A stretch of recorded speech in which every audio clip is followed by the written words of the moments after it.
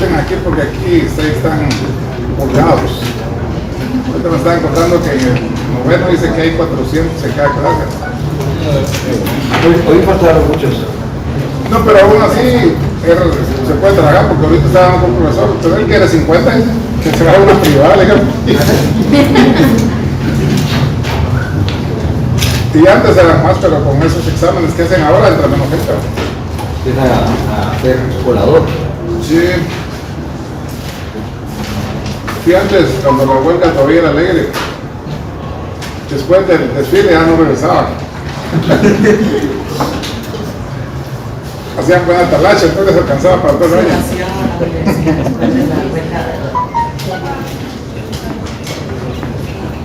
Muy bien, hoy vamos a trabajar 3 unidades porque se interrelacionan entre sí. Y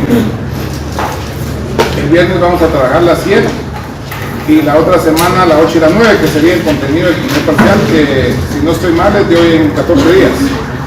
¿Cuándo empieza con usted? El 21. Son 9 unidades, como sé. Hasta la unidad 9. Lo que pasa es que este programa tiene 22 unidades. Y a mí me gusta por lo menos explicar a la mayoría, ¿no? Es la base de los derechos procesales, si no después van a decir arriba que no aprendieron nada.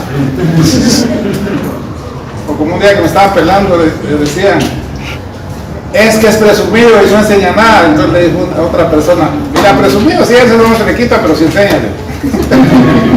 Nah, no es cierto. Bueno, cuando el juez va a aplicar la ley procesal a los casos concretos, haciendo hincapié en la función que le otorga la Constitución política de juzgar y promover la ejecución de lo juzgado, podría encontrarse frente a ciertos problemas. Entonces, obviamente, el juez no puede dejar de resolver, tiene que resolver, porque si no, podría incurrir en alguna falta de las contenidas en la ley de la carrera judicial y, en último caso, en la comisión de un delito. Y aun cuando los jueces gozan del derecho de antejuicio, pues obviamente si hay evidencias, se le da trámite y se le nombra pesquisidor, el pesquisidor presenta su informe y luego la Corte determinará si ha lugar a formación de causa, le quita ese escudo que es el antejuicio y ya pues podrá ser juzgado como un ciudadano común. Pero la unidad que estamos viendo ahorita sería la unidad 4, cuando hablamos de la integración de la ley. Para usted, ¿qué es una cosa que falta de la ley? Es una falta de la ley. Una falta. No falta como tal en el Código Penal, sino que falte algo en la ley. Ustedes vieron en Introducción al Derecho lagunas de ley, ¿sí? ¿Para qué son las lagunas de ley? Puede indicar algo, pero no es complejo. Sí, que a veces no está regulado en forma suficientemente clara, ¿verdad? Entonces el juez dice que hago, porque obviamente no puede retardar ni denegar la administración de justicia. Pero eso va de la mano con algunas vacíos legales. Sí, son similares, vacíos o lagunas de ley, ya me fui, por cierto. No, acá sin boya no voy a hacer la otra.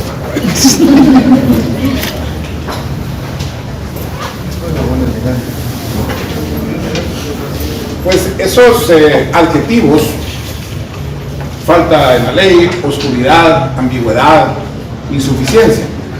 Entonces el juez no puede usar eso de argumento para no resolver, porque cualquier rama del derecho que él esté conociendo o un proceso que le ha sido sometido para que él emita su fallo, lo debe resolver.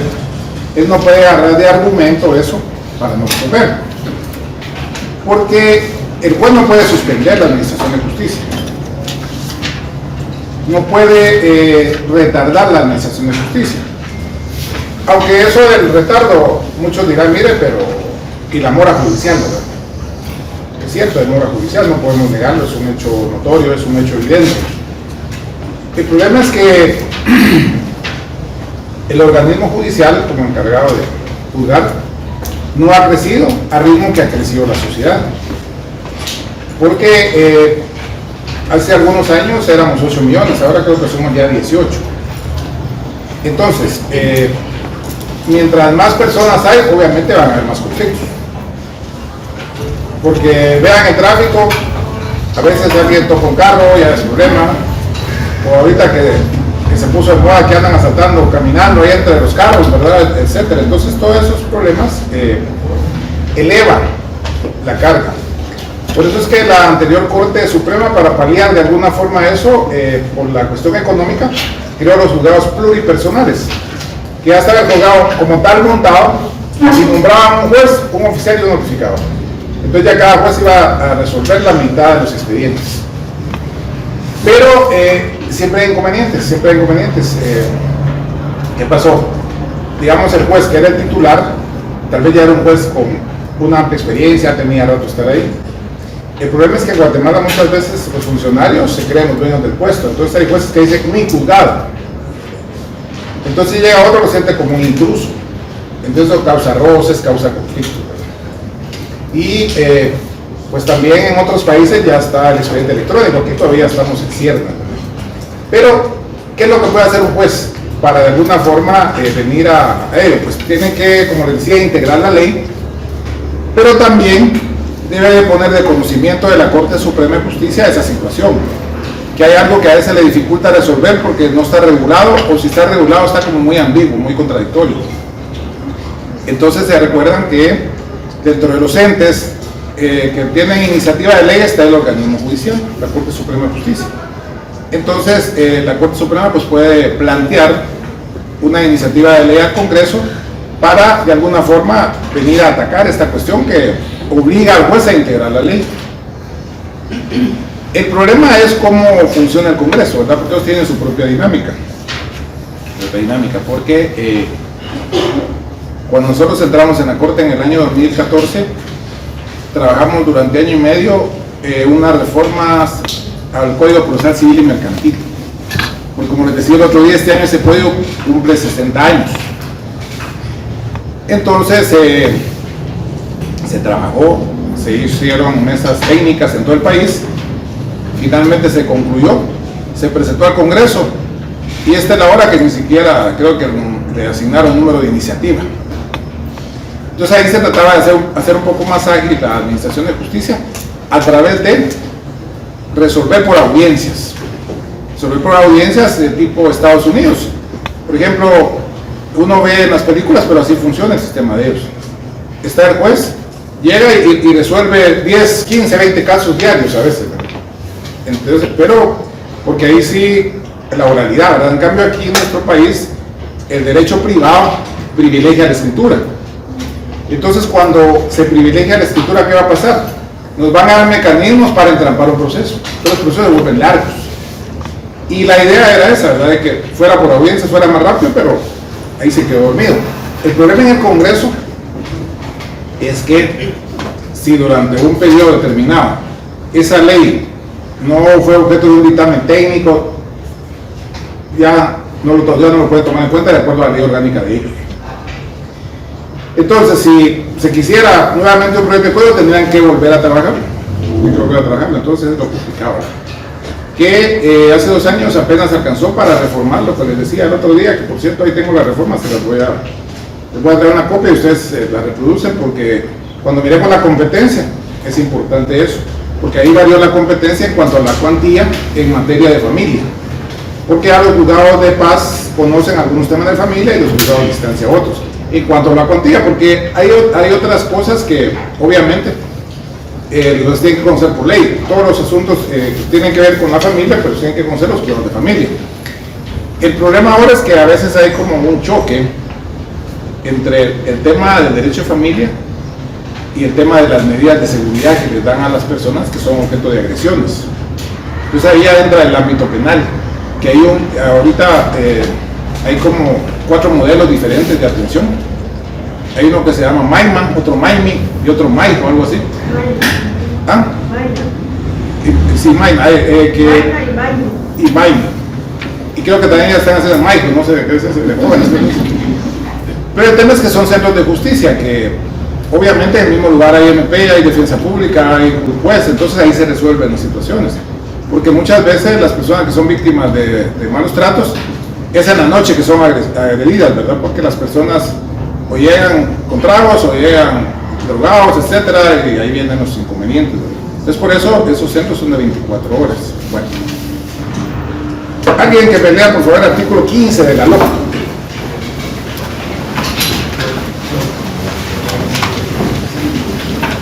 Obligación de resolver. ¿Qué? Artículo 15, obligación de resolver. Los jueces no pueden suspender, retardar ni denegar la administración de la justicia, sin incurrir en responsabilidad. En los casos de falta, oscuridad, ambigüedad o insuficiencia de la ley, resolverán de acuerdo con las reglas establecidas en el artículo ley 10 de esta ley, y luego pondrán el asunto en conocimiento de la Corte Suprema de Justicia a efecto de que, si el caso ejercite su iniciativa de ley. Bien, como les decía,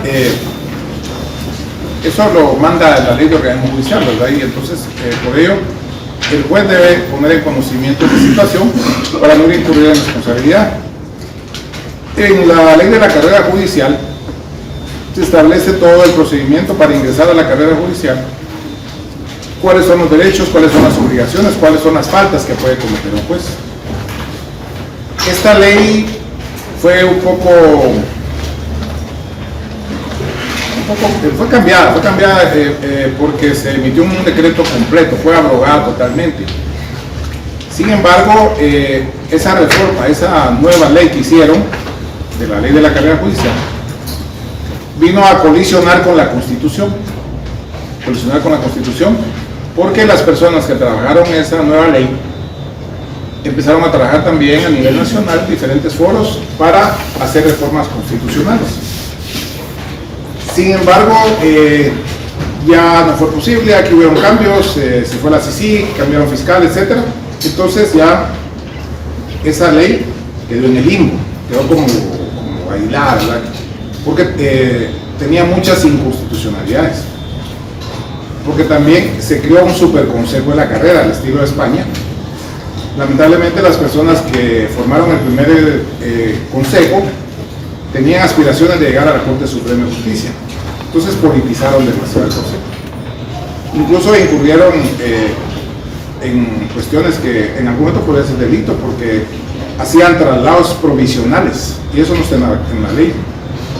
Por ejemplo, tenía un mi cuate y yo estaba después en Chimaltenango y decía quiero que me trasladen a Guate, entonces me trasladan a Guate provisionalmente. Entonces, también, después quién lo ratificaba era el problema. Entonces, en algún momento había como choque de trenes, ¿verdad?, entre el Consejo y la Corte. Pero, como les digo, el Consejo entonces empezó a manejar la Escuela de Estudios Judiciales y empezó a manejar la Junta de Disciplina y otros entes. Pero llegó un momento en que la Corte plantea acciones de inconstitucionalidad y entonces se declaran con lugar. Pero el problema que lo vamos a ver ahorita por ahí era que, por ejemplo, si esta ley derogamos 10 artículos y de esos otros 5 que no derogar son inconstitucionales, la CC lo va a declarar inconstitucional.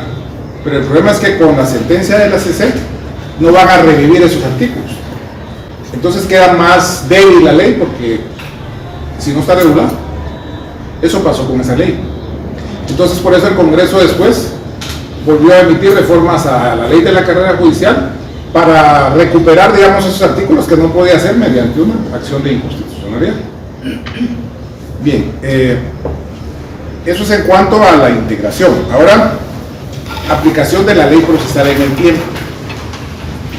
De acuerdo a la Constitución, ¿cuándo entra en vigencia una ley? ¿Ah?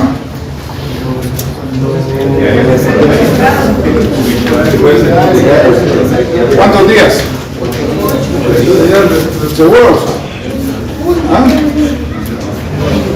Ahí es donde no deben de fallar. Están equivocados, hay que morirse en montaña, macho, como dicen. No, lo que pasa es que, miren, Esto ya es para... Ustedes dirán falta mucho, pero nunca falta mucho. Porque cuando uno lo examina en el privado, el examinador les pregunta así, para ver si están seguros. Y si uno titubea, ya no solo uno empieza a perder confianza, sino el otro empieza a agastarse. El examinador, no sabe, lo va a tronar. Ya va uno empezando el camino federado ahí, descalzo. Entonces, la Constitución dice 8 días después de su publicación íntegra en el diario oficial, ¿verdad? El artículo que es 180, creo que es. Lea Albania, por favor, 180.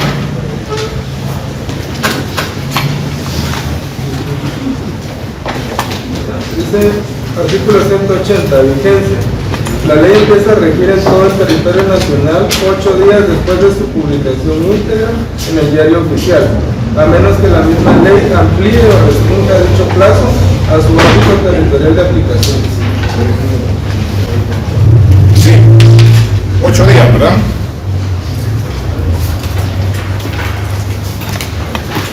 ¿Qué es esto?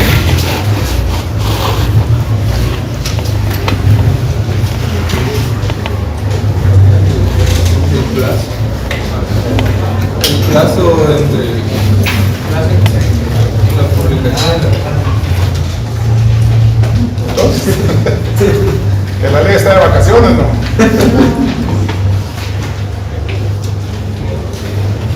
van a decir ustedes cuáles son las costas procesales, lugares de vacaciones.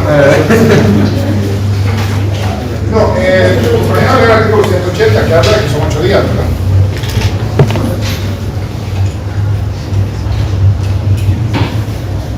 Pero el legislador, el Congreso, puede restringir o ampliar dicho plazo. Y eso es lo que se conoce como vacatio o vacatio legis. Recuérdense que a veces el Congreso, hay ciertas leyes, dice, es de urgencia nacional. Entonces la aprueban en 3 lecturas seguidas y dice que entra en vigencia el mismo día de su publicación en el diario oficial. O al día siguiente de su publicación. Esa es la vacatio legis que en este caso reduce. Pero en el caso de la ley del organismo judicial, cuando fue reformada en el año 89, ahí ampliaron ese plazo. Porque había ciertas condiciones que no estaban dadas. Entonces se amplió el plazo a 6 meses. Por cuestiones de urgencia que tenían los votos, ya no sí, pero la vigencia la vamos a dejar de los 6 meses. El organismo judicial establece ciertas o cuales cosas. Entonces, ahí se amplió. Pero el plazo que establece la Constitución son 8 días después de su publicación íntegra oficial. Bien, cuando siempre en el tema de la ley procedente, el primero es el principio de entrada en vigor, que es lo que estamos discutiendo ahorita, que es la vigencia de la ley. Y luego tenemos la aprobación. Acuérdense que se puede abrogar o derogar una ley. Cuando se abroga es cuando se cambia la ley completamente, ¿verdad? En cambio, cuando se deroga es cuando es parcialmente, cuando se hacen algunas reformas. Y con base en eso hay ciertas cuestioncitas que tenemos que discutir. Por ejemplo, cuando una ley se deroga total o parcialmente. ¿Cuándo se deroga totalmente? El caso que les ponía de la ley de la carrera judicial, esa ley venía del año 99, me parece. Y la emitieron, fue el decreto 32-2016. Ese es el número de la ley de la carrera judicial, la que norma todo lo que se refiere a los jueces, a la carrera judicial. Pues como les decía, esta ley, la otra era del año 99, fue abrogada, porque fue derogada totalmente por una nueva ley. Entonces, ahí es donde entramos a lo que es el principio de aprobación. También hay una cuestión que se conoce como inconstitucionalidad.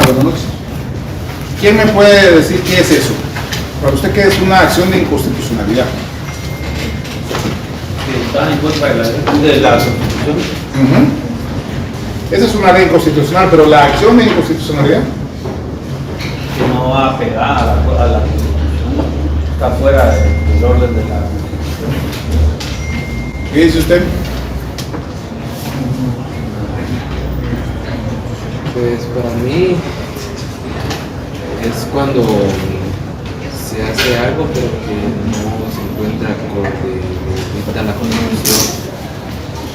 Sí, ustedes se acuerdan en introducción al derecho, no sé si en la 1 o en la 2, vieron aquella pirámide de Hans Kelsen, la pirámide invertida, ¿verdad? Entonces en la pirámide lo que está primero es la Constitución y las leyes constitucionales, como el decreto 1-86 de la Asamblea Constituyente, que es la ley de amparo, exhibición personal y de constitucionalidad. Pues en la Constitución aparece la inconstitucionalidad y esa ley, el decreto 186 de la Asamblea, nos da el procedimiento para plantear una inconstitucionalidad. En nuestro país hay constitucionalidades de carácter general y de carácter parcial. Es decir, puede ser solo una parte de la ley o toda la ley. Y también hay inconstitucionalidades, por ejemplo, alguien está procesado por un caso y él puede plantear una acción y esa solo le va a beneficiar a él, no a las demás personas. La norma va a seguir vigente, no va a ser expulsada del ordenamiento. ¿Por qué? La cuestión de la inconstitucionalidad es que esa norma es expulsada del ordenamiento legal, ya no va a tener vigencia. Por eso es que la incluyen dentro de la abrogación. Hace algunos años había un par de artículos, uno en el Código Penal y otro en el Código Civil, que en algún momento se plantearon acciones de inconstitucionalidad, porque violentaban, de acuerdo a los que plantearon dichas acciones, el principio de igualdad de la ley, entre otras cosas. Uno de ellos era un artículo del Código Penal que regulaba el delito de adulterio. Este ya fue expulsado, ¿verdad? Ese artículo decía, entre otras cosas, comete adulterio la mujer. Fíjense, ya ahí era desigual, ¿verdad? Porque solo la mujer cometía adulterio, el hombre no. Que yaciere con varón que no fuera su marido. Y entonces, asociaciones feministas plantearon esa acción y dijeron, mire, es desigual la ley porque solo la mujer comete adulterio, el hombre no. Porque en el Código Penal había un delito que trataba de equiparar eso, decía que el hombre cometía el delito de concubinato. Pero para que ese delito se materializara tenía que tener viviendo a la concubina junto con la esposa en la misma casa. Eso era bien complicado, no era tan fácil. Bueno, la tarea estaba más muerta en ese tiempo. Entonces fue expulsado del ordenamiento ese artículo. También había un artículo del Código Civil, creo que es el 4 del 5, donde habla del nombre. Porque en aquel tiempo decía que el nombre de la persona se componía por sus nombres propios y los apellidos. Pero si había una madre soltera, el niño o la niña solo podía tener el apellido, el primer apellido de la mamá. Entonces, en aquel tiempo no hacían bullying, ahora ya es moderno el bullying.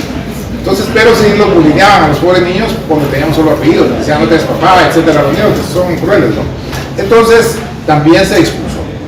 Entonces ahora quedó, de hace un tiempo para acá, con base en esa acción de inconstitucionalidad, que si hay una madre soltera, pues le podrá poner los dos apellidos a su hijo o hija, ¿verdad? Entonces se vino a subsanar eso. Pero aparte de esas dos que fueron muy sonadas, está también esta que les decía de la carrera judicial. Porque esa ley le quitó un montón de atribuciones a la Corte y se las asignó al Consejo. Pero la Constitución no se cambió. Entonces hubo un momento en que empezó a reñir esa ley con la Constitución. Y por eso se plantearon ciertas acciones, como 3 acciones, y fueron declaradas con lugar y ya las fueron expulsadas. Pero para que esas funciones volvieran a la Corte, obviamente tenía que reformarse la ley. Porque siempre dentro de la derogación, en ese tiempo el artículo 56 de la LOC fue derogado por el decreto 32/2016, la ley de la carrera, que todavía en este ejemplar aparece ahí con sus lineecitas de estado porque ya no está vigente. Y luego, como les decía, aquí la supervisión de tribunales también había pasado a depender del Consejo de la Carrera, porque Para los que no saben qué hace la supervisión, pues la supervisión viene siendo una especie de asuntos internos, como dicen en las películas, ¿verdad? Que es la que investiga el comportamiento de jueces, magistrados y auxiliares judiciales. Entonces, si hay alguna denuncia o algo, la supervisión va hacia personas, los supervisores son los menos queridos, obviamente, ¿verdad? Entonces van, presentan un informe, en aquel tiempo el Consejo, ahora es la Corte nuevamente, evaluaba el informe de la supervisión y pues si era un juez, pues lo remitía a la Junta de Disciplina Judicial para que lo juzgaran. Anteriormente el Consejo de la Carrera Judicial servía de tribunal de apelación de las resoluciones de la Junta, pero con las reformas que le hicieron a la ley de la carrera se aprovechó para crear las Juntas de Disciplina Judicial de Apelaciones. Entonces ahora hay Junta de Disciplina Judicial, que es de primera instancia, y Junta de Disciplina Judicial de Apelaciones. Entonces, si un juez comete una falta, pues es juzgado ahí. Y también la novedad fue que se designaron personas fuera del Poder Judicial. Es decir, hubo un concurso, participaron varias personas, había unos que eran magistrados de sala, renunciaron ahí para participar y quedaron. Porque así como estaba anteriormente, no era muy objetiva su función. ¿Por qué? Porque eran designados por sorteo. Entonces, por ejemplo, el compañero era presidente de la Junta este año y él cometió una falta. Él no lo sancionaba porque decía, y si el otro año aquel está de presidente, me va a perjudicar a mí, se va a vengar. Entonces, nadie salía sancionado, pues. En cambio ahora, cuando las juntas ya son independientes, sí han habido bastantes sanciones. Y luego de la Junta de Apelaciones todavía plantean amparo y que reconoce la Corte Suprema contra esas resoluciones. Entonces ya se desligaron esas juntas y eso de la Corte, porque también en algún caso podría ser juez y parte, ¿verdad? Bueno, eso es en cuanto bueno, ahora el principio de irretroactividad.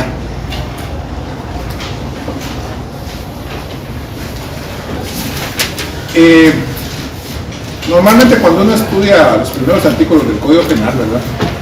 Dice la ley no tiene efecto retroactivo, salvo en materia penal cuando favorezca al reo.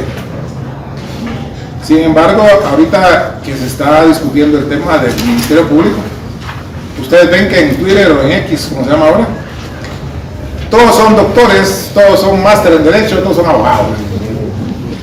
Y sugieren unas monstruosidades jurídicas que se le para el pelo a uno. Dice, es que para quitar a la fiscal hay que reformar la ley, sí, que la reformen, pero no le va a afectar a la fiscal actual. ¿Ya no se cree que pues se va a ir? Porque la anterior fiscal, para brindarse y brindar al que viniera, si era de la línea de ellos, pues reformaron la ley. Entonces ahora la fiscal solo puede ser destituida si es condenada por la comisión de un delito. ¿Y quién investiga los delitos? Entonces está un poco jalado. Entonces ella no la va a quitar, ya va a terminar su periodo. Ya ven, hoy se reunió con el ministro de Gobernación, ya empezaron a hablar de cómo combatir la criminalidad, ya no hablaron de la renuncia ni de la institución, porque no se puede. Y aunque reformar la ley no tiene efecto retroactivo, ¿no? Solo en materia penal cuando favorece al reo. Pero a veces también cuando el juez va a aplicar la ley, tiene que pensar también qué ley va a aplicar, qué ley está vigente. En ese caso también hablamos de lo que se conoce como ultraactividad, que la ultraactividad implica que empezó un proceso con esta ley que está vigente. Esta ley es derogada o abrogada por otra ley, pero el procedimiento, etcétera, ya había sido instaurado por esa ley. Entonces esta ley, a pesar de que está abrogada por la nueva, va a seguirse aplicando en esos procesos que están pendientes. Por eso se llama ultraactividad, porque no es que se va a aplicar para atrás, sino que va a seguirse aplicando la que estaba vigente al momento que se empezó ese procedimiento. Y en ese sentido hay dos artículos que vienen a regular dicha situación. El primero de ellos aparece aquí en el Código Procesal Civil y Mercantil, que es el es el artículo 1, hermano, de las disposiciones.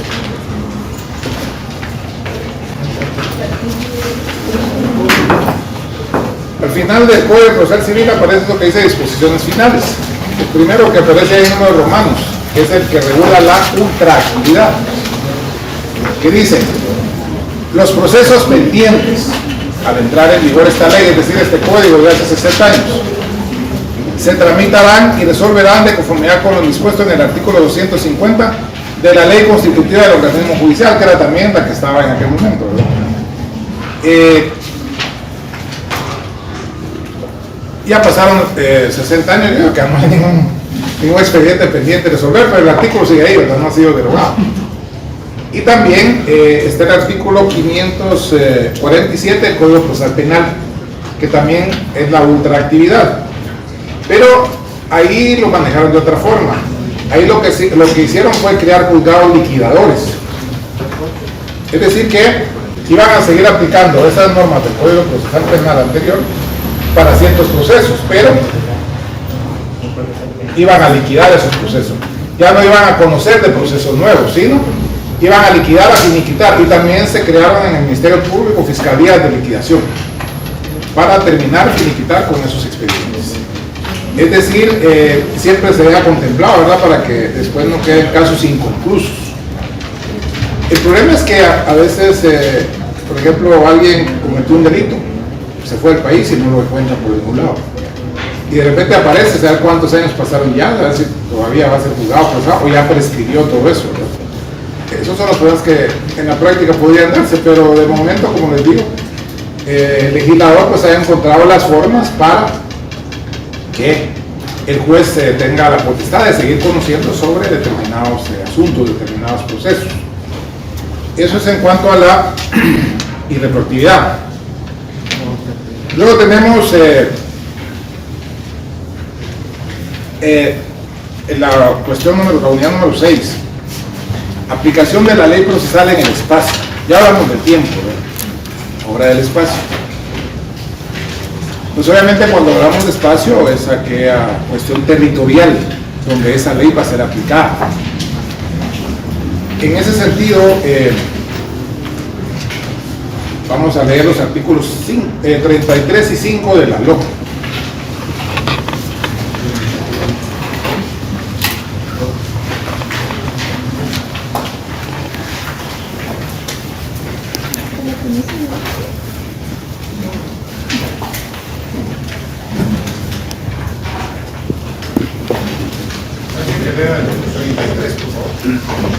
De los las competencias jurisdiccionales de los tribunales nacionales con respecto a personas extranjeras sin domicilio en el país, el proceso y las medidas cautelares se rigen de acuerdo a la ley del lugar en que existe la acción. Gracias. Es competencia. Ay, no, voy a comprar,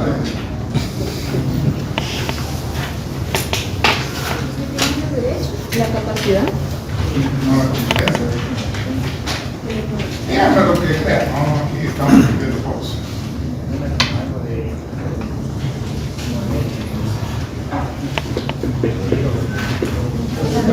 Para hacer.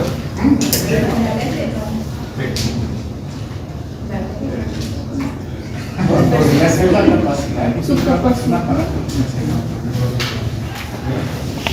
Pero digamos no hablo de personas, porque ahí son entes abstractos, que están dirigidos por una persona, pero no tiene errores. Depende del delito.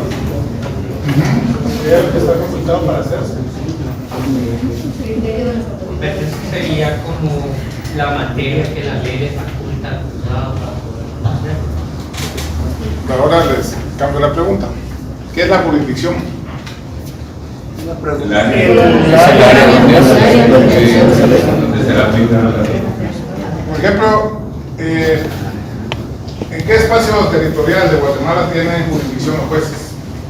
Todo el territorio. En todo el territorio, ¿va? Pues la competencia, diciéndolo así en forma, en lenguaje vulgar y profano. No, la competencia es el límite a la jurisdicción. porque todos tienen jurisdicción, pero no todos tienen competencia. ¿Por qué? Porque hay un montón de clases de competencia, ¿verdad? Hay por la cuantía, por la materia. Entonces, volviendo a esto, dice la competencia jurisdiccional, o sea, ahí mete la competencia y la jurisdicción de los tribunales nacionales, es decir, este artículo es que le da esa potestad a los órganos jurisdiccionales de juzgar y promover la ejecución de lo juzgado dentro del territorio guatemalteco, dentro de los 22 departamentos de que con usted mismo quitamos ahí Belice, ¿verdad? Entonces, ¿y por qué les da esa potestad? Porque van a tener competencia en ese territorio. Y todas las personas que estén dentro de ese territorio tienen que someterse al imperio de la ley, independientemente si son nacionales o extranjeros. Porque ¿se recuerdan cuando entraron aquí los famosos Zetas? Que estaba el Cachetes ahí encabezando. Sí, así decían, ¿vale? Pues ahí ellos cometieron un ilícito aquí en Guatemala. Entonces fueron juzgados por los tribunales guatemaltecos. Pero hay una situación. Guatemala con México, con España, entre otros países, tiene ciertos tratados. Que es juzgado aquí, pero puede cumplir la pena en su país de origen. Entonces por eso el Cachete ya no está aquí. Está en México, allá cumpliendo su condena. Porque hay ese tipo de tratados. Igual hay guatemaltecos que son condenados en algún lugar y terminan su condena acá. Igual, ¿se recuerdan ustedes cuando fue juzgado el expresidente Alfonso Portillo? Ahí lo juzgaron aquí por el delito peculado y fue absuelto. Fue absuelto. ¿Por qué fue absuelto? Porque cuando hablamos de peculado es que alguien que ha tomado fondos públicos. Pero él lo que había recibido eran unos cheques de Taiwán, que no eran fondos públicos. Entonces esa fue una de las razones por las que lo absorbieron. El problema con él es que ese dinero, esos cheques que le dio el gobierno de Taiwán, los trianguló, se los mandó a su hija que estaba en Inglaterra, pero pasaron vía Estados Unidos. Entonces, en ese sentido, los estadounidenses sí son muy estrictos, ¿verdad? Que las cuestiones, las actividades financieras de ellos, que reciban dinero, es terrible, ¿verdad? Entonces, por eso fue extraditado y lo juzgaron allá. Pero ¿a qué viene este ejemplo? Porque él ya había estado aquí privado de libertad por que lo estaban juzgando por peculado. Entonces los años, los meses que cumplió se los abonaron a la legalidad de Estados Unidos, porque también hay tratados y convenciones en materia de derechos humanos. Entonces por eso al final creo que estuvo 2 años o algo allá, porque aquí había estado como 2 años en fracción. Y la pena que le impusieron allá era esa, entonces la cumplió una parte aquí y otra parte allá. Pero como les digo, en ese sentido sí hay tratados, pero cuando hablamos siempre del ámbito territorial o espacial de una norma, es que vamos a ser juzgados acá. Y obviamente si hay esos tratados, cumplirán la pena en otro lado, ¿verdad? Pero bueno, ahora veamos el 5, por favor.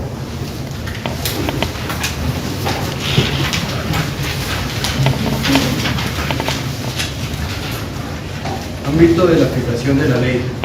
El imperio de la ley se extiende a toda persona, nacional o extranjera, residente o en tránsito, salvo las disposiciones de derecho internacional aceptadas por Guatemala, así como a todo el territorio de la República, el cual comprende el suelo, el subsuelo, la zona marítima terrestre, la plataforma continental, la zona de influencia económica y el espacio aéreo, tales como lo definen las leyes y el derecho internacional. Bien, este artículo complementa al anterior y como pueden ver es bien amplio, porque se puede cometer un delito en cualquiera de esas partes del territorio y va a ser juzgado en Guatemala. Por eso es que cuando entran avionetas cargadas de polvo blanco que no es harina, entonces esas personas son juzgadas en Guatemala pues por el tráfico ilícito de estupefacientes, aun y cuando van en el área, pero es parte del territorio nacional. Igual los que capturan en aguas territoriales por el tema de que andan en lanchas, también verdad, lanchas rápidas que también llevan drogas, pues también son juzgados o procesados por las guatemaltecas. Pero tiempo que le impone un juez acá en Guatemala, por ejemplo, al ser trasladado al país de origen o ser extraditado a quien se competa, el juez del otro país puede cambiar el tiempo, o sea, ampliarlo o derogarlo. Mire, podría, bueno, lo que pasa es que normalmente estas personas tienen allá también cuentas pendientes, normalmente. Entonces tienen que cumplir la pena que le impusieron acá y la pena nueva. Y la pena que le impongan allá. Esa es una. Y en otra, podría ser que la legislación de ellos sea un poco más flexible y que las personas, pues, les puedan rebajar la pena por buena conducta, educación, que también sucede aquí, ¿verdad? Que si hay, lamentablemente el sistema penitenciario es el patito feo, ¿verdad? Todo el esquema de administración de justicia. Y no debe de ser así porque todo el andamiaje judicial, todo el andamiaje de los actores del sector justicia trabajan y a ellos se les da financiamiento, se les da apoyo, ayudas, pero a presidios no. Y ahí es donde ya la gente tiene que cumplir su pena. Pero obviamente todas las personas que han cometido un delito pues tienen derecho a redimirse. Pero dadas las condiciones como están las cárceles guatemaltecas, no hay posibilidad de eso.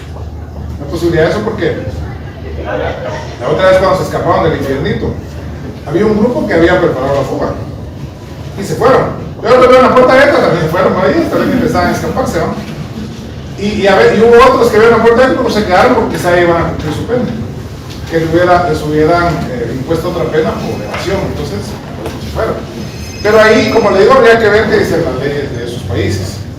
O como por ejemplo el sistema de Estados Unidos, que aquí ya se está aplicando algo en la ley de aceptación de cargos. Pero esa ley cuando se impulsó inicialmente,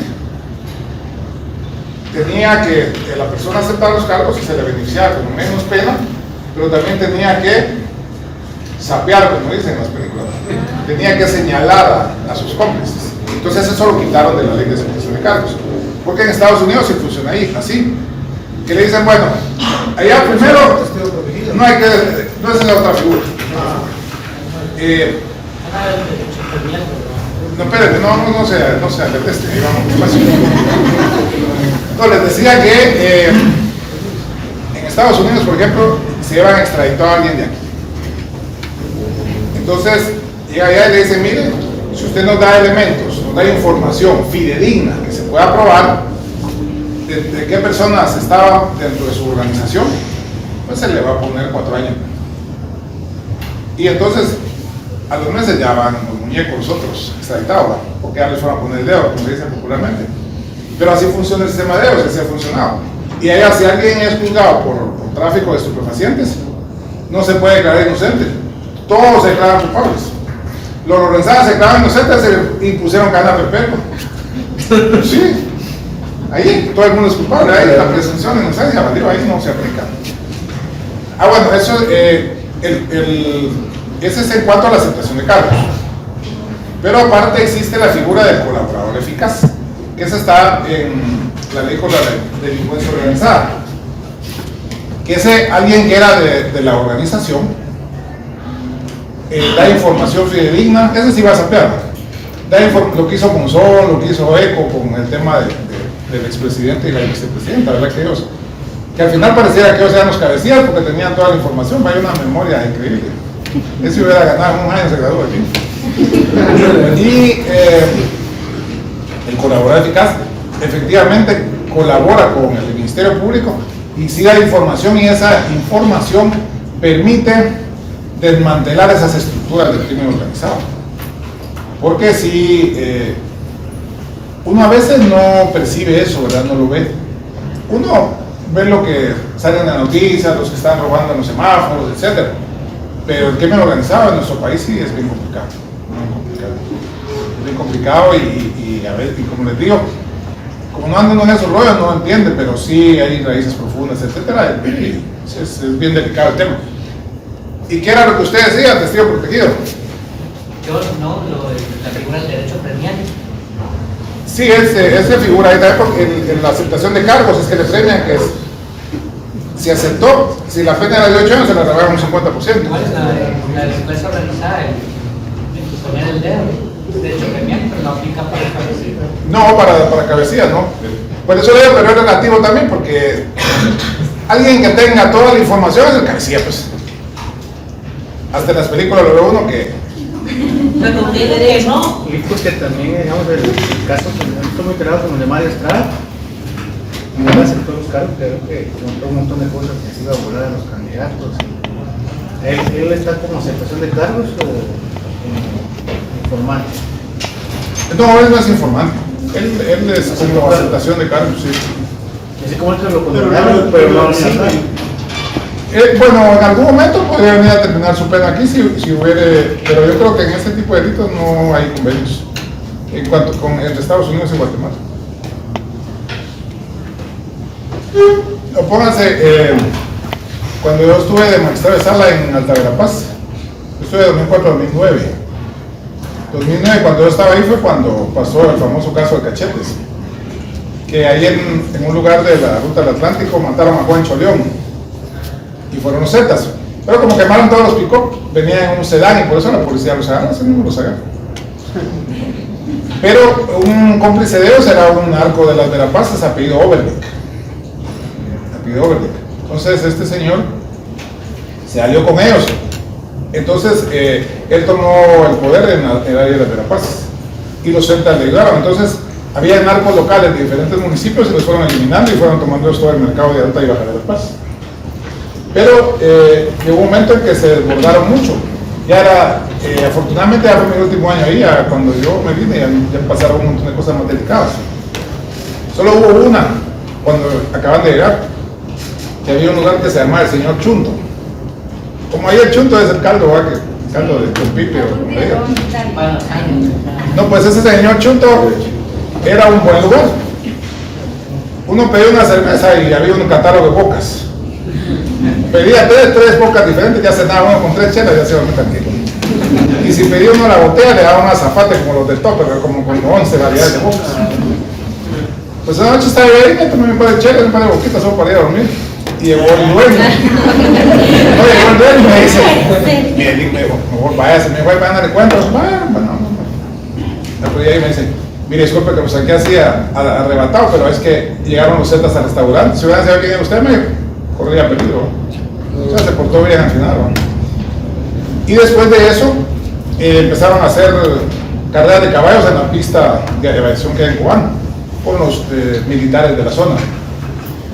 Luego, donde se desbordaron, que ahí fue cuando el presidente Colón ya tomó cartas en el asunto, fue cuando así literalmente descuartizaron a un auxiliar del MP y lo grabaron en video y lo subieron a las redes. Porque esos sí eran sanguinarios, esos cuates de los Zetas. Entonces a partir de ahí empezó a disminuir el poder de ellos. Y entonces este Overbeck se vino a refugiar a San Lucas y ahí lo capturaron y se lo llevaron extraditado. Pero estuvo 4 años, a los 4 venía de eso. Entonces también son muy benévolos en ese sentido. ¿Y saben cuál es el problema? Que después la gente vuelve a caer en lo mismo.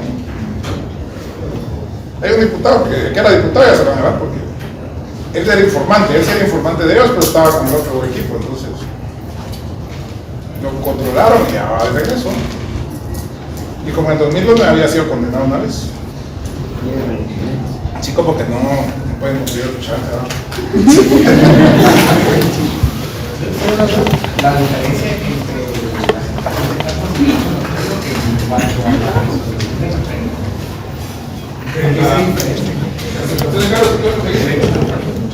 no, es que hecho notorio es algo muy evidente que pasa dentro de un proceso, ¿verdad? Que el hecho notorio es de los que no se deben probar, es muy obvio, digamos. En cambio, la aceptación de cargos, aparte del hecho notorio, por ejemplo, por decir algo, hubo un enfrentamiento con la policía y encontraron armas, drogas, etc. en un lugar. Se pudo con fotos, llegó a la prensa, etc. Eso es un hecho notorio. Entonces ahora sí, yo voy a aceptar cargos porque efectivamente yo cuidaba la salud de la obra, es mentira, porque ya lo evidenció la Secretaría de Seguridad. Él no está aportando nada nuevo. Diferente sería que él acepte cargos y dé esa información y con base en la información que dé, van a excluir ese grupo. Ahí sí sería beneficiar a esta persona por reducir la pena porque se aportó a la investigación y se aportó medios que sabían y que usaban para delinquir.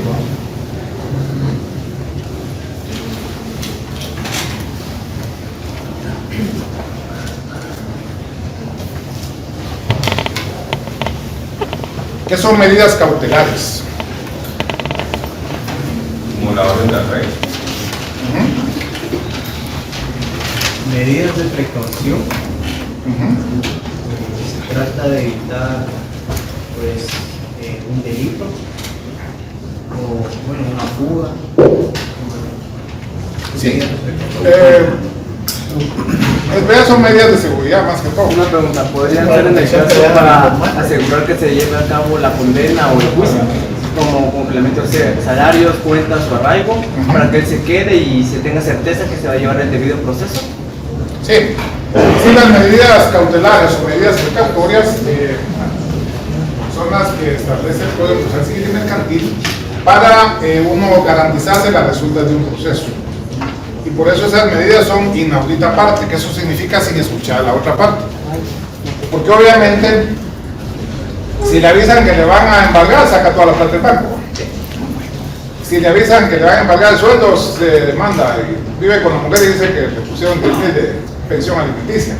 O sea, evaden más. Entonces, para evitar que evadan esa responsabilidad, pues es esa situación. Yo me recuerdo cuando estuve en mi oficina profesional, había unos pescadores de reu, pescadores de camarón. Les habían embargado. El embargo lo que apareja es la prohibición de enajenar o grabar. Dicho bien, ¿qué es eso? Que no lo puede vender, que no lo puede dar en garantía prendaria, nada más. Ese es el embargo. Diferente es el secuestro, porque el secuestro también es una medida precautoria o cautelar, pero no el secuestro como delito, o plagio o secuestro, no. El secuestro, porque en el secuestro sí ya lo desapoderan a uno. Digamos que uno sacó un carro por abono, si no le pagó al banco. Le embargan el carro para que no lo puedan y de ahí se lo quitan. Entonces es el secuestro. Pues ahí a estos señores del bendito barco, el capitán del puerto cada vez que salían más le sacaba 3.000 pesos para que pudieran llevarse, decía, porque no lo podían mover. Eso no era cierto. Entonces planteamos una situación ahí ante el juez, indicándole que le dijera al capitán del puerto que él no tenía facultades para retener el barco, porque lo que aparejaba el embargo era no venderlo o no grabarlo, pero sí lo podían usar, si no decían a comer, ¿verdad? Entonces al final el juez sancionó al capitán del puerto y ya pudieron andar libremente pescando, pues, porque él los extorsionaba prácticamente, pues, bajo el argumento de que los otros desconocían eso, cuál era la diferencia entre el embargo y el secuestro. Así también está el arraigo, que el arraigo creo que es el decreto 691, ahí aparece al final del proceso civil y mercantil, pero que también ya es obsoleto, porque el único lugar donde no me dejan salir es del aeropuerto. Traen un montón de pasos ciegos o en las fronteras terrestres, ni al día tienen los arraigos. Y que también es otra situación, que el arraigo tiene un plazo y lo dejan de eterna memoria ahí. Entonces también uno como abogado, si le hablan de un arraigo, tiene que ir a ver si ya cumplió el plazo que dice ese decreto y pedir que levanten el arraigo, pues. Porque el problema se da a veces con gente que vive fuera del país, no sabe que está arraigado y dice, vengo a pasar la Navidad. El arraigo no prescribe. Bien, por eso le digo, pero no es de oficio, hay que pedirlo. Es como, miren, también hay una cuestión que se llama anotación de demanda, que es una medida también precautoria que se da en los libros de registro. Uno le pide al juez que se anote la demanda sobre determinado bien inmueble y dan el número del bien, el folio y la finca. Eso también prescribe, pero tampoco el registro lo levanta oficio, hay que pedirlo. O bien de trabar un embargo sobre ese bien, ¿verdad? Y en cuestión cuando uno le pone pensión alimenticia y le pone como medida de arraigo que no pueda salir, se aduce que son 18 años en lo que tiene el niño, ¿verdad? Hasta llegar a su mayoría de edad. Y ahí prescribe el arraigo hasta los 18 años. ¿O puede quitarse eso? No, mire, pues, el tema de los alimentos es bien especial porque es la única deuda por la que hay cárcel, porque al final es una deuda, ¿no? Y entonces, ¿qué pasa? le certifican lo conducente por el delito de negación de asistencia económica o de negación, algo así, de negación de asistencia económica. Entonces no paga uno cuando el juez le percibe, se va de huésped a cualquier centro de privación de libertad. Y mientras no pague esos que deben, ni garantice los futuros, no sale. O sea, ahí el arreglo no sirve. Ahí te voy a decir. ¿Eso es desde la primera que no paga el ICT? ¿Ah? ¿Eso es desde la primera vez que no paga o lleva un proceso?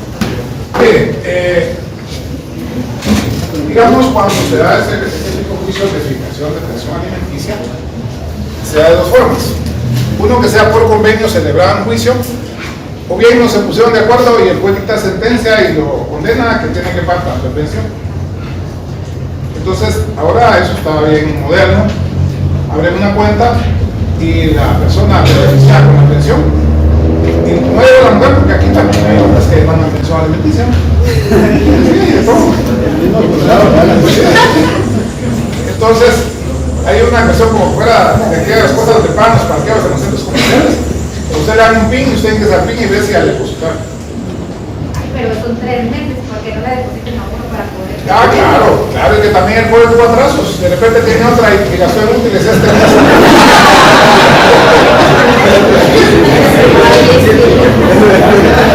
No, es que todo puede pasar. Entonces, miren, pues también hay otra situación. Miren, pues también hay otra situación. A veces, recuérdense que dependiendo del salario que tenga la persona, así es como le fijan la pensión. Digamos que le fijaron una buena pensión, pero igual se quedó sin chance. No, pero mire, lo que pasa es que también no crean, los ricos también lloran. Entonces también entre personas de alto nivel económico también hay este tipo de demandas. Si son pensiones de 25,000 pesos, pues 30,000, no problema. Como llegaron aquí, no les alcanza. Pueden probar ahora. Hay una pregunta, así como usted mencionó de las cuentas, si la persona demandada deposita a una cuenta externa y el argumento que vayan a hacer a verificar la cuenta cierta depositada en uso del Estado, ¿qué sucede ahí? Si demuestra que depositó pero exteriormente. ¿Cómo así exteriormente? No hay otra cuenta. Sí, pero creo que se reúne de la cuenta esa, porque es verdad ese dinero. La misma cuenta de la persona, pero no una cuenta establecida, sino que una tercera cuenta de la persona. Es que me dieron porque si se prueba que es de la misma persona, se mire, se me olvidó la cuenta, pero si le depositó y entrega con el depósito o la transferencia. No se pierde el depósito.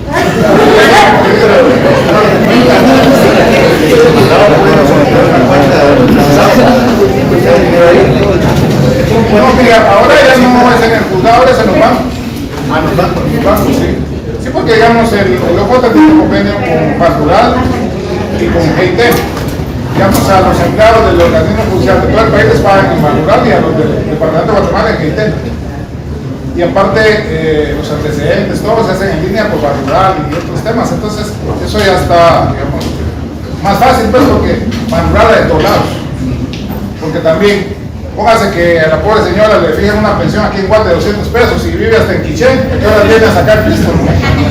¿Sí? Pues miren, no, estas ya son consultas, les voy a cobrar.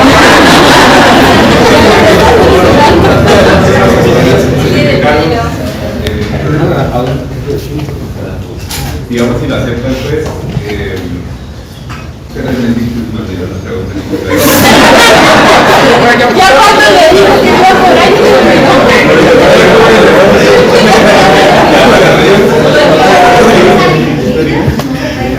Digamos, de que si el papá no da desde los 3 años, no se puede cobrar, sino que hasta no pelea. ¿Por qué? ¿Por qué no antes?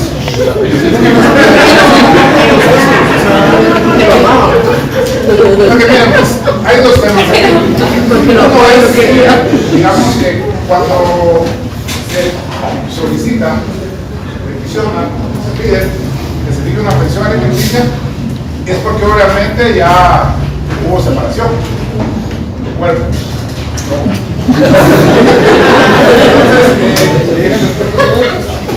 probablemente la persona entonces Lo primero es documentar que se abandone. ¿Por qué? Porque cuando se dan los juicios ordinarios, pero voluntarios en todo caso, cuando se dan los juicios ordinarios, quien invoca una causal para plantear el divorcio voluntario no debería haber provocado esa causal. ¿Qué quiere decir?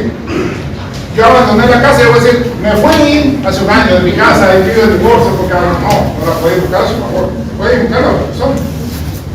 Y se documenta, se hace una acta notarial de separación de cuerpos y con base en eso puede pedir que le fijen pensión porque cree que la persona no le va a dar dinero, no le va a apoyar económicamente, entonces lo puede presentar inmediatamente. Lo que pasa es que a veces la gente, no sé, tal vez tiene la ilusión, la esperanza que regrese. El desgraciado, diría la no,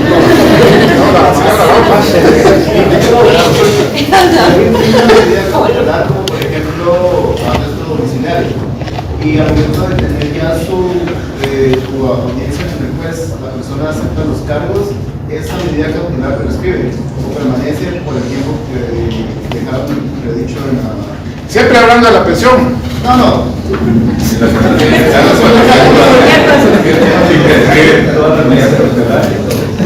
No, miren, lo que pasa es que civilmente es más fácil manejar esto porque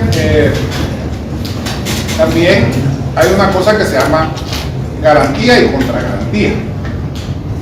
¿Qué quiere decir esto? Si yo solicito medidas cautelares, también tengo un plazo para hacerlas efectivas. Digamos que yo digo, mire, como yo tengo miedo de que se lleve el pisto, precautoriamente embargue, pero el juez me da un plazo para plantear la demanda que corresponda, cualquier tipo de demanda que queramos plantear civilmente. Y si no lo hago dentro de ese plazo, la otra parte dice, mire, no planteó la demanda, solo me perjudicó, entonces levante esas medidas y el juez tiene que levantar, si el otro no planteó la demanda. Uno. Y dos, si las medidas cautelares no son antes, sino van dentro de la demanda, también puedo pedir contragarantía. Por ejemplo, yo en algún momento de mi vida fui mandatario y asesor de APOFAM, Asociación Forestal de la Familia. Entonces, hubo una demanda y le embargaron las cuentas. Embargaron las cuentas y no podía pagar salario, no podía pagar nada. Entonces pedimos una contragarantía. ¿Qué quiere decir esto? Que la persona deposite por lo menos el 10% de lo que fue embargado, para que siga embargado. Pero ese depósito era millones, ¿no? Porque imagínense cuánta plata tenía que fue embargado. Entonces no cumplió, también se levantó la medida.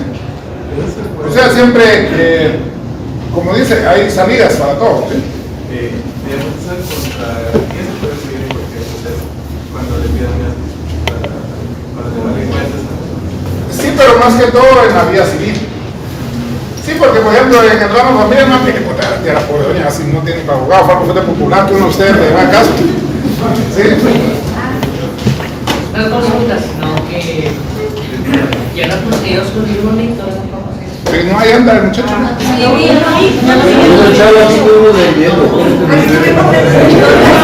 miren el otro día cómo estaba la cosa con el micrófono, no me oían, yo no me sabía, sabes que trabajo había, ¿no? Pasa que era un micrófono nuevo, yo no le atiendo mucho, yo metí los dos de 21 días. Pero cuando sea así, por lo menos que me escuchen, porque... Yo sigo escuchando, ¿sí? Sí, y como les digo, la pregunta de texto se la responde.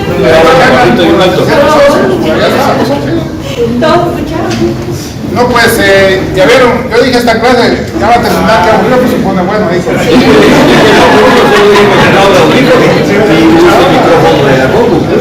le compré así uno de autoservicio. Sí, pero a veces esos que chocan. Entonces solo el audífono y hable por el micrófono de la compu también, o sea, capta más. Bueno, gracias. Sí, se escuchaba. Bien, no, pues, sí, por ahí va a andar de joven. Pues mire, yo no les garantizo que ganen ni que aprendan, pero la van a pasar bien. Imagínense usted venga, ¿sabes? Para venir a quedar regañando. Hacerles mala cara, ¿no?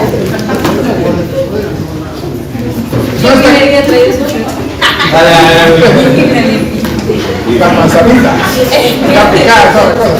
Pero sí, o sea, todo esto está acá. Sí, lo único que, por ejemplo, las preguntas que hacen, todo obviamente pues ahí va, sino que se van desarrollando. Pero... Ellos no vienen en el chat. No, lo que sí les pregunto, por ejemplo, los artículos, pero no que me digan tal cosa, sino cómo lo regula, porque eso de los artículos nada se usa de memoria, pues sí. Por ejemplo, la ley del organismo judicial, cómo regula la competencia, qué es la competencia, o quién está en competencia, una cosa así. Pues es una ley de la cárcel.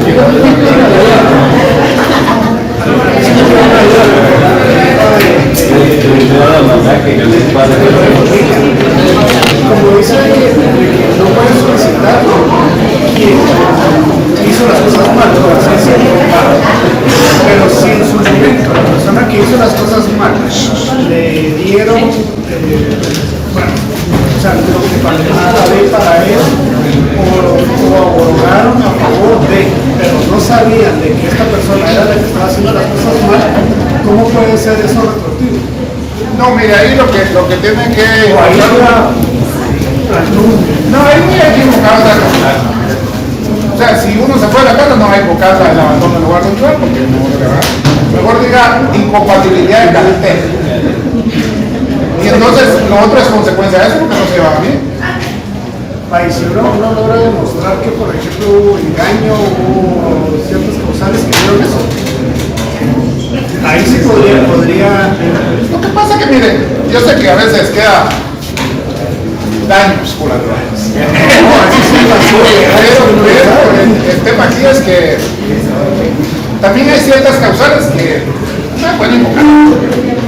Ahí sí le falla alguien es por algo. Entonces, ¿para qué invocar esa causal? Van a... No hay un montón de causales que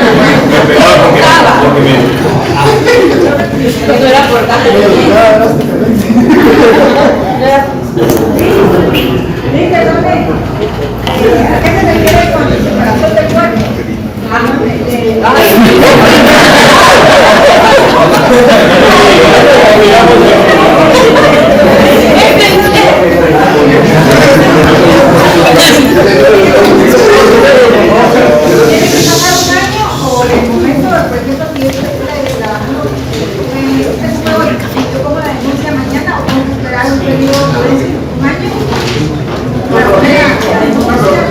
La denuncia es el penal, aquí sería la demanda.